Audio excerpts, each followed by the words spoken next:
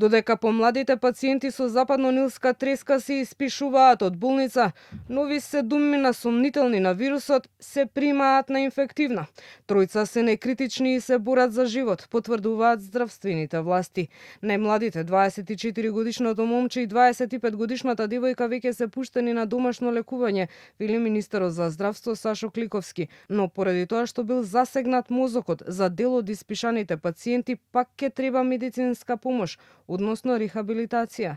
Затоа дали најлошото помина или допрва доаѓа, Кликовски вели дека има добри знаци на стагнација на епидемиолошката крива, што може да значи дека мерките како што е прскањето од земја дале резултат. Последниот пациент од Драчево, да не ги уречам Драчевчани, беше на 9 август, земајќи во обзир дека вонредните прскања по индикации таму беа од земја направени на крајот на јули, а потоа беше дополнително направено прскање на водените површини, може би дава ефект. Земајќи во обзир дека до сега со прскање беа уфатени двете најкритични општини, тоа се Кисела вода и Газибаба, каде што се половина од сите случаи. Ако видиме стагнација во двата епицентри на епидемијата, може ќе водиме кон стишување. Во меѓувреме, општина Кисела вода донесе одлука да исклучи 3 фонтани, од кои 2 во населбата и село Драчево,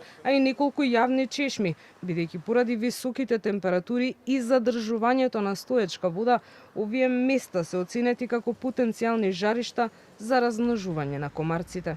И затварањето на фонтаните за пиење на вода не е лесна одлука која што ја донесовме, но исто така и една фонтана која што сме ја поправиле за многу кратко време, за жал, од не знам какви причини се уништуваат и имаме веќе потенцијално жариште да се создава.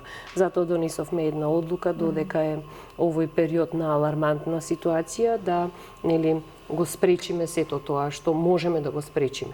Од општина Аеродром пак велат дека во координација со здравствените власти ја следат состојбата, но за сега не планираат исклучување на фонтани или јавни чешми за вода.